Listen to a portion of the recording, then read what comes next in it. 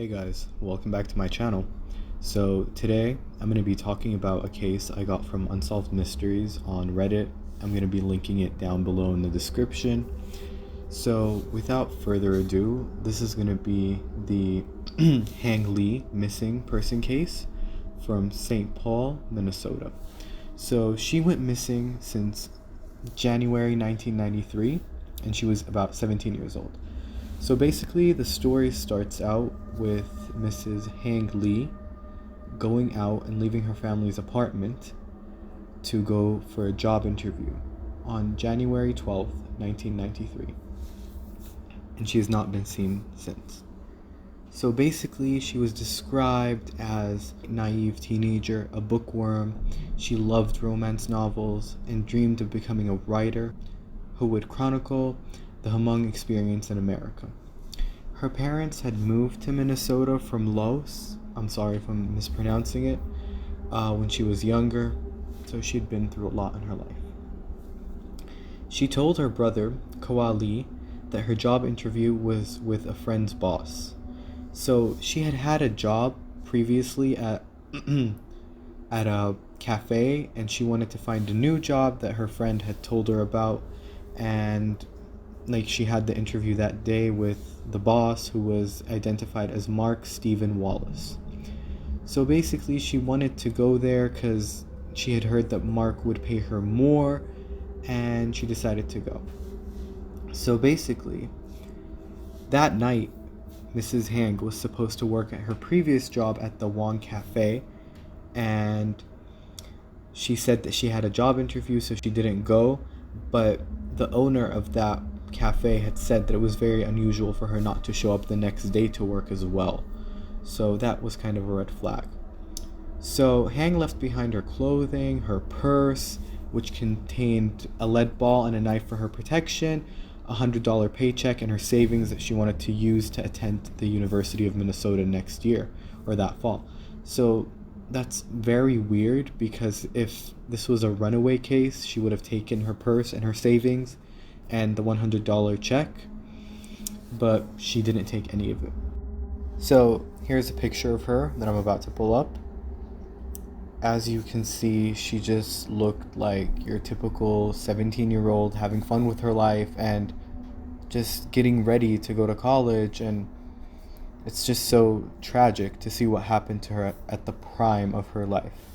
So basically, her brother remembers Hang saying, if I don't come back, please come looking for me. I don't trust Nikki.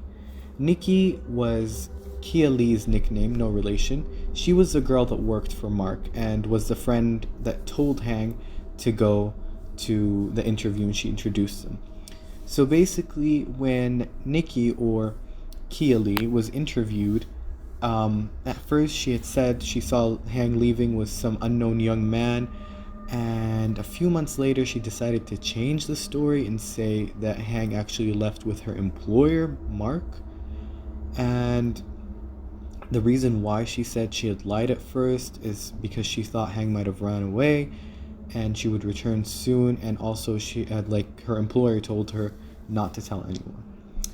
So Nikki, or Kai, worked as a receptionist over there for the business, and she knew very little about the business. She revealed that no customers or other business people would show up, and the only people she would see coming around would be young teenage boys.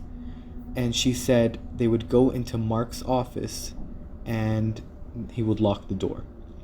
So Mark talked to Nikki about modeling a couple times. Nikki is Kai, if you haven't caught on to that. And he'd taken several pictures of her, promising that she would get a job with a friend of his. She never met the friend, and she doesn't know what happened to the picture.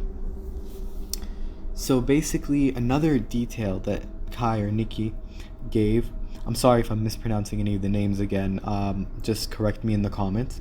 So another thing that Nikki talked about was that there was an incident where Mark gave her a drink and told her it would keep her okay because of the paint fumes. She started to feel numb and sleepy, and she woke up on the floor wrapped in a blanket. Now, just one second here. I don't know what to say, but this dude, there's a lot of red flags, and I'm pretty sure that drink was a roofie, and he just roofied her. In June of 1993, the police shifted their investigation from the whole case that Hang had been a runaway to her being missing due to the information provided by Nikki, and they really thought that Mark was involved. So basically, they learned that Mark had been out of prison for about a year and a half after being convicted of 2 rapes. He had used the premise of a job interview to rape a 16-year-old girl in Cottage Grove, and later threatened to kill her and her family if she told anyone about what happened. Mark used the same ploy to contact a woman who turned out to be an undercover female officer before he was arrested. So he called a woman with a phony offer to work at a radio station, and the woman contacted the police. And after all that information, police decided to search his car and his belongings and the pickup office and everything in his home. They found 0 clues. After that, Mark had hired an attorney and refused to speak to investigators. Mark stated that he had dropped off Hang at a gas station to meet some friends once the job interview was over. However, none of Hang's friends reported seeing her at the gas station. He was never arrested or charged in connection to Hang's case. So, in 2016, Mark was in jail in Washington County, and St. Paul police were hopeful that charges filed against him there, which were alleged kidnapping, stalking, and possession of methamphetamine, could lead to a break in Hang's case. But at the time, he had not spoken to any of the St. Paul investigators. Basically, Mark was verbally and physically abusive to a 20-year-old woman who was a high school friend of his daughter's. So what this woman told police was that she became aware of Hang's disappearance, and she was talking to him about it, and what Mark said was very weird. So Mark said she entered my business and never came out, later telling her he would do to her what he had done to the girl in St. Paul. They found this woman, when they found her, she was frozen in fear. So she had been staying for Mark in exchange for housework because she had no permanent home. So in 2017, 24 years after Hang's disappearance, her family held a spirit release ceremony. So basically, this ceremony is a way of releasing the person's spirit so they can be reborn or reincarnated. So they did it in hopes of shedding light to her issue and to her disappearance and on the case. And honestly, just one thing I really want to point out now that I'm done with the whole case is Mark had a record, and I don't think he should have been allowed to work with teenage girls of that age or any female.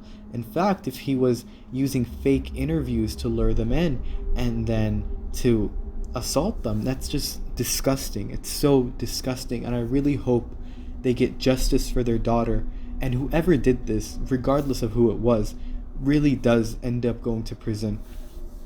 And in Mark's case, I don't know, but in my opinion, I really do think maybe he could have been involved.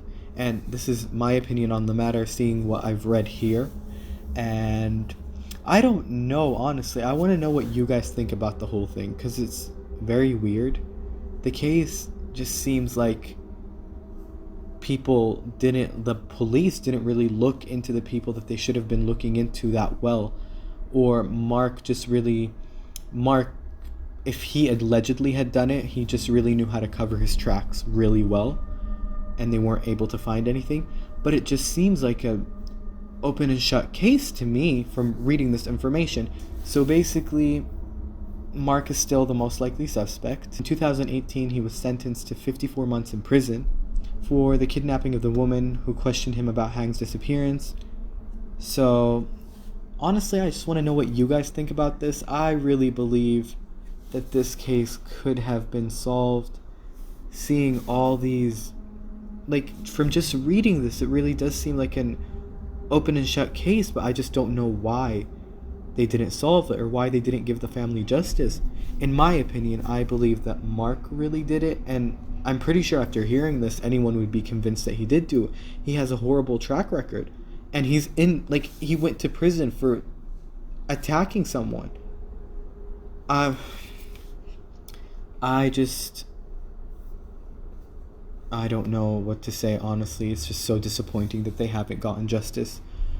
And I really do hope that they get justice and they can just let go of their daughter and give her a proper burial. If anyone thinks it was like a runaway, then why did she leave her purse and her knife and her $100 check and her savings account? Like, it's just very weird to me that someone would think it would be a runaway case. So, as again, please let me know what you guys think happened to Hang in the comments. I'm really interested in knowing what your opinion is. If you have any other stories or any other cases that you'd like me to look into, please drop down the name in the comments.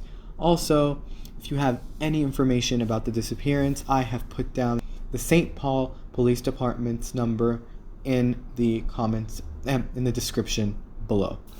Thank you, and I hope you have a great day.